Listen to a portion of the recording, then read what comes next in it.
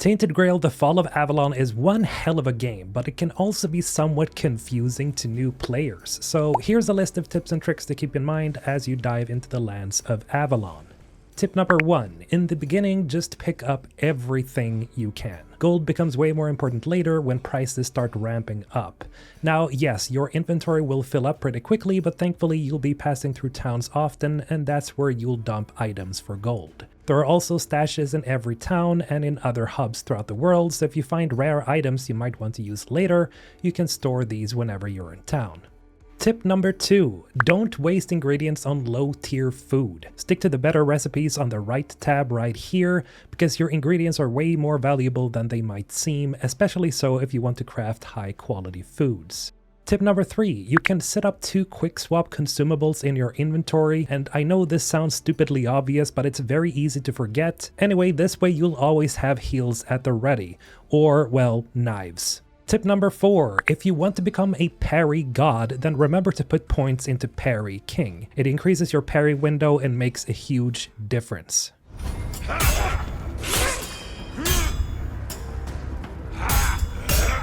Tip number 5. Make sure you exhaust optional dialogue when talking to NPCs, because a lot of quests, and by extension XP and rewards, can be missed if you just skip past conversations. This is one of those things I wish I knew about before I started, so hopefully this will help out some of you. Speaking of which, make sure you talk with every friendly NPC you see, because a lot of them offer entirely new quest lines. Tip number 6. Wyrdness at night is no joke. Either be ready to fight or just set up a campfire and rest until morning to play it safer. Now the thing is, you actually get more XP for kills at night, but enemies are tougher. And speaking of which, don't even try to kill the Wyrd Knight. If he shows up, get ready to run ASAP unless you're over leveled, because he will destroy you.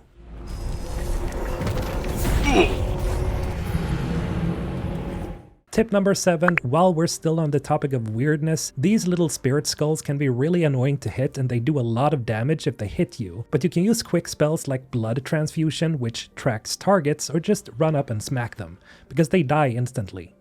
Tip number 8, hit up alchemy tables as often as you can, because you'll soon notice that you burn through health potions fast. Also keep an eye out for sage. It's got purple leaves and are necessary for brewing health potions. Tip number 9. Summons make great distractions in fights. Skeletons are extra good since they're harder to hit once knocked down, as they become a heap of bones. But beware, stronger enemies will one-hit them. Also, summoning in general is very powerful in early game, but so are parry builds. But if you're struggling, I'd suggest one of these 2 builds to invest in, or even a hybrid between them. Tip number 10. There's a recipe for knightly armor near Wyrdness in the crypt at the graveyard, so make sure you don't miss that one when you're running past him.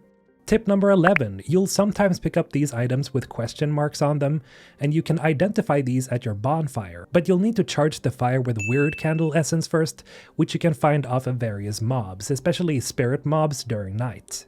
Now tip number 12, just like everything else in this game, movement matters. Sprinting, dashing, and jumping actually level up your evasion, agility, and athletics, so remember to not just stroll everywhere. Tip number 13, if you see a statue with a plaque, go interact with it. All of them give you a free stat point in a particular tree. Tip number 14, equip a torch in one of your weapon slots because the game gets pretty dark at times. A bonus is that it sets some enemies on fire too, but it doesn't do much damage, so I wouldn't rely on it too much other than being a light source. Tip number 15, throwing knives are absolutely cracked. Higher quality knives deals tons of damage and they're great for ranged options early on. If you're going for a sneaky build, these are going to become one of your primary weapons.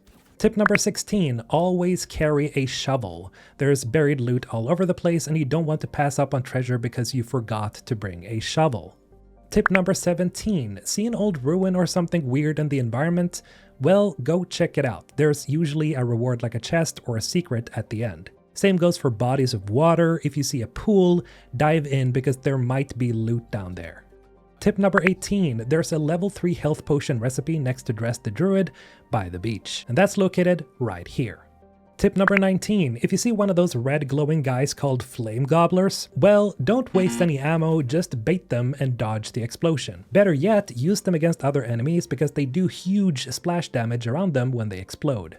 Tip number 20, don't get rid of special weapons with unique perks, even if they're low level, because you can upgrade them at the blacksmith table. Tip number 21, the horse Svirkon is under a bridge located right here on the map. Just mount him and boom, he's yours. You can summon him anytime afterward. Tip number 22, if your summons get stuck somewhere where you can't see them, just place a bonfire and rest, because it'll despawn them. Finally, tip number 23, remember to quick save, quick save, quick save. I can't say this enough times, remember to quick save as much as you can, because early game and for a lot of new players, you will probably be dying a lot. And if you haven't saved for a while, you might find yourself at the back end of a quest that you did 2 hours ago. And for PC players, that means F5, F5, F5. But that's going to be it for today. Remember to leave a thumbs up if you thought this video was helpful, and if you got any tips of your own to share with other players, then let them know in the comments below. This has been Mr. Holton, signing off.